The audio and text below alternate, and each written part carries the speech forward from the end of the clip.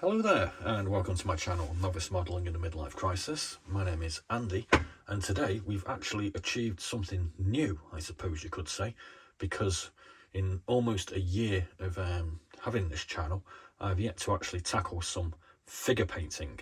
I've been putting this off because I haven't minded admitting it for quite some time that I've been absolutely terrified of it, mainly down to these fellas here. And these are the two guys that we've actually done. These are two Eddies from the Iron Maiden Spitfire Aces 2 Aces High kit, which we've been building recently. And I decided that I had to get these figures done. So what I'm going to do is I'm going to run you through these sets of figures here, which are ones that I built quite a long time ago, or tried to build quite a long time ago. I'm going to run you through this selection of ICM paints because I decided to utilise my ICM paint box for the first time. So we'll have a little talk about that. And we'll talk about all the other things that I've done and a few things I've found out about using these ICM paints, which have been pretty good, to be honest with you. So first off, these are some figures that I painted, I think when I was probably around about 14 or 15. And as you can see, they're not very good. These have been in a cardboard box for nigh on 30 odd years. There is actually a video up of my box of wondrous stuff that I've collected and kept. And yeah, so they're not great. And this kind of explains why I looked at these and I thought, oh my God, what am I doing here? I mean, these figures are terrible and they're really hard and etc, etc, etc. So they're from when I was about sort of 15 maybe. These ones here turned up when I was made redundant, age around about 28, so that's about 20 years ago. And I never really got around to finishing these. I built a whole load of Africa core stuff, and that was as far as I got with these. And they're an improvements at the end of the day, but they're kind of, yeah, I never bothered finishing them, so we can sort of toss them to one side, I suppose. And this is one of the ones that we've built today. So it's not perfect, but it's definitely an improvement. We'll have a better look at them in a minute. So what I utilised to do these was I painted them with ash grey colour primer by the Army Painter, and then I decided to utilise this box of ICM paints, which I bought in August, and it's been untouched I think since then.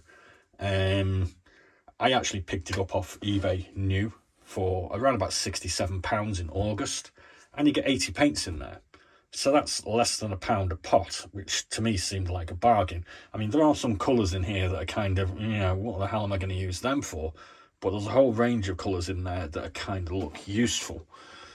So they look like a bargain. I haven't really seen anybody or heard many people using these paints. So I was kind of, I wasn't dubious because ICM are a good manufacturer at the end of the day. But having not seen them, you think, oh, why is nobody using these? And so far, they're really, really good. That's about all I can say. You get a what is it, a 12ml bottle? It's a 12ml bottle of paint, so it's kind of equivocal to a Tamiya, which is I think they're 12 as well, aren't they? It's kind of equivocal to a Tamiya, but what you actually get is very, very gloopy paint inside. I don't know if you can see it, but it's very gloopy, and it needs a lot of quite a bit of thinning down. So you probably get something that's maybe kind of better value and lasts longer than Tamiya. Not really sure, but that's just my humble opinion.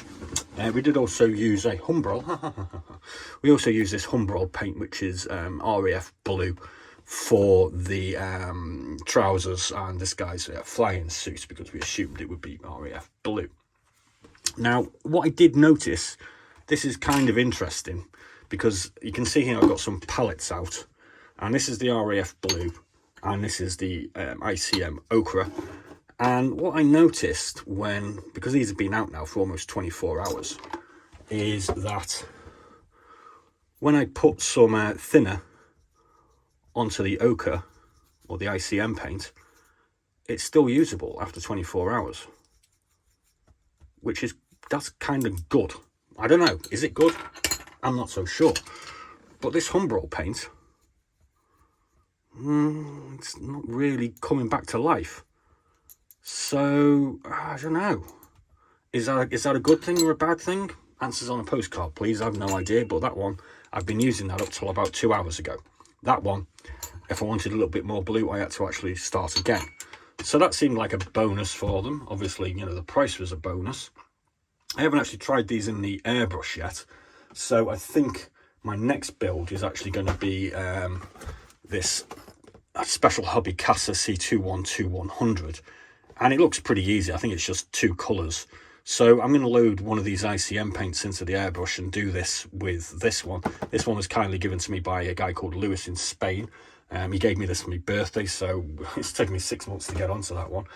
So we'll be doing that in a couple of weeks' time, and we'll be using the ICM, I don't know, maybe the silver or something like that, and then I can give an honest sort of appreciation of how good or whatever these paints are in the airbrush, because using them for figures, they were great. I loved them. They were fantastic. So we also broke out a new set of brushes for these.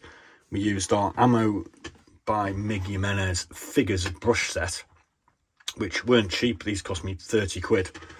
God knows, 6, 7, 8 months ago or something like that. They've been in the drawer.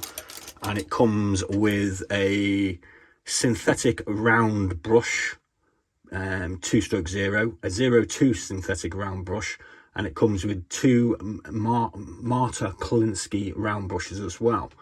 And these are sable brushes, I think, and they're kind of expensive, but these work really nice. And I've pretty much just used these brushes on these figures. So, I mean, I've got quite a lot of brushes, but none of them as expensive as sort of £7.50 on average each. But these, especially these 2 Marta Kolinsky ones, they were really, really good, got to be honest with you. So they kind of helped me with the process of doing this. I also used a couple of jerry-rigged old paintbrush sticks to mount my figures on, like so. So let's have a look at the actual figures kind of up close. I'm kind of hoping these are going to be in... Is that in focus? Can you see it? It doesn't look very good focus to me. Let's just try that. Yeah, it's not getting very good focus on that. But anyway, so what we've done, we've painted the trousers on this one blue. Is that better? We've got dark brown. Let's just have a look. See, we've got leather brown on his boots and on his flying jacket and on his helmet. We use this wine red on his jumper or cravat here. I think you can see that. Maybe it's just my eyesight. We used black on his eyes on this one, because the eyes are black. I also tried to put a touch of red in there, this blood red paint, just because he's got a demonic spot in his eye. We used dark rust on his belt and this whip. Don't know why he's got a whip. Answers on a postcard, please. We used the silver on the flying goggles, which they're not that great, to be honest with you. We picked this off-white to do the cuffs and the collars and the straps, but it was a little bit too white, so we just put a spot of black in with that as well, just to give it this sort of grey sort of look. We used this green grey on the flesh, because we thought, well, demonic, kind of greeny looking. Like I said, we used this Humbrol RAF blue on the trousers. We used this rather nice ochre paint for the life vest, and dark grey was used on the frames of the goggles. So that's what we did with that one. Everything was pretty much the same on this one, apart from this guy has a dark green jumper. So as you can see, it doesn't look very good, that, does it? I don't know, I hope you can see these. But anyway, so he's got little fluffy bits around his tops of his boots. We did this guy's boots in black, and we also used the dark rust for his gloves. And as you can see, he's got quite a complicated strapping going on, and it ain't perfect. I'm first to admit that. I need a bit of touching up of blue there as well.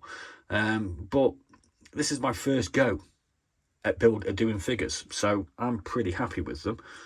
And as you can see, compared to these things, wow, that's kind of an improvement, I think, to be honest with you. So it's taken me 30 years to go from this load of rubbish to this, which isn't that bad. Now, I did actually think, obviously, about using some slightly more fancy techniques, and I kind of decided I was going to do some pre-shading and all that sort of stuff and use very watered down paints. But I decided that at the end of the day, my channel is called Novice Modelling in the Midlife Crisis, and I'm a novice modeller, and this is kind of where you start from. So if you're going to start using fancy techniques and all these other things, improvements with your figure painting, it'd kind of be a bit cheating to go at that first. So you really need to get I figured you need to get a good sort of understanding of the basics first. So I thought, well, I'm just going to paint it with the paint. Kind of seemed logical to me.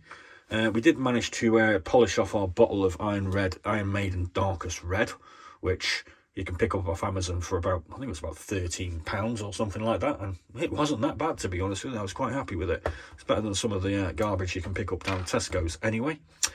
And yeah, so, oh yeah, we also remembered that we probably should have used this thing here, which is a wet palette. Now, this is something that I bought way back in January before I even started the channel, and kind of put it in a drawer and completely forgot about it.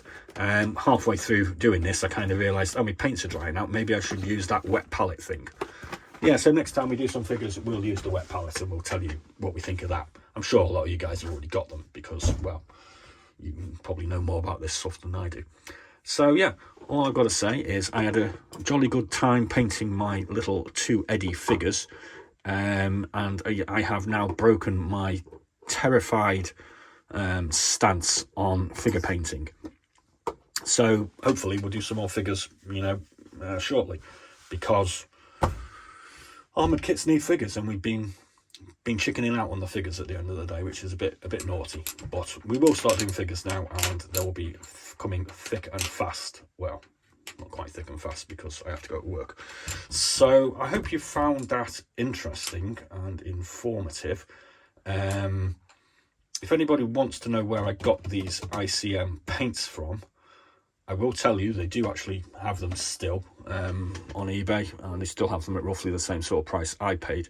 I think they actually order them in to fulfill orders, so they only actually have one at the moment. So if you want to know where I got them for a good price, because they seem to otherwise be £100 a pop, drop me a message in the message box. I'm quite happy to point them in the right direction. Alternatively, you can just look on eBay and you'll probably quite easily find them. They're called Puzzlecraft at the end of the day. It's where I got a lot of my aircraft from. So yeah, we'll do a review on these paints in a couple of weeks when we've done our special hobby kit, which is that, and we'll give you my novice opinion on how good they are. But so far they seem to be pretty damn good for the money.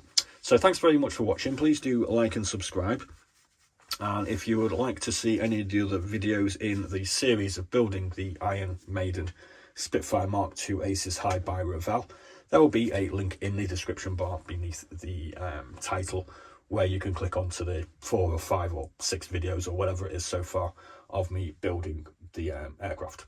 So thanks very much for watching. Please do like and subscribe, and as always, be seeing you.